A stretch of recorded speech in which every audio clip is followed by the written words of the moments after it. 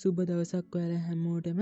ඉතින් අද මම කතා කරන්නේ මොලේ හැක් කරලා පාඩම් මතක තියාගන්න විදිය ගැන.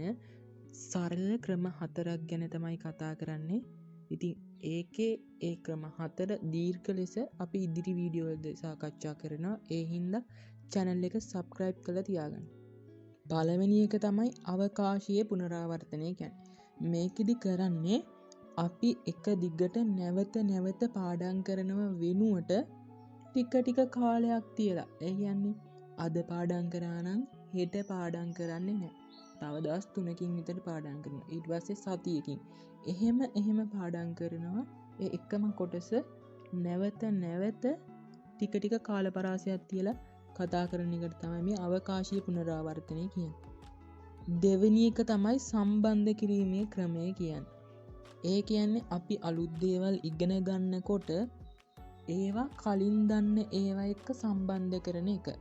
උදාහරණයක් විදිහට ඔයාට පුළුවන් ඔයා ඉගෙන ගත්ත දේවල් එක දිගට කතාවක් වගේ හරි පින්තූරයක් හරි මවාගෙන පාඩම් කරන්න. තුන්වෙනි එක තමයි ඛණ්ඩනය කිරීම. ඒ කියන්නේ ලොකු පාඩම් කොටසක් නැත්නම් තොරතුරු ගොඩක් තියෙන පාඩමක් කියලා හිතන්න.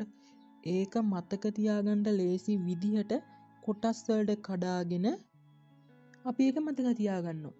උදාහරණයක් විදිහට කිව්වොත් අපි ෆෝන් නම්බරයක් මතක තියාගන්න අන්න ඒ විදිහකට කීපයකට කඩලා ඒක මතක තියාගන්නවා. හතරවෙනි එක තමයි මතක මාලිගා ක්‍රමය කියන්නේ. මේකෙදි අපි කරන්නේ අපිට හුරු පුරුදු තැනක්.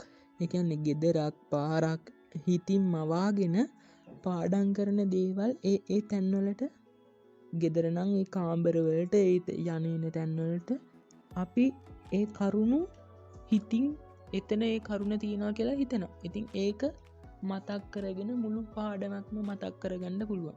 ඉතින් ඒවා ගැන ඉදිරියේදී ගොඩක් කතා කරනවා. ඉතින් මේ හැම එක ක්‍රමයක් ගැනම ඉතින් channel එක subscribe කරලා තියාගන්න. අදට ගිහින්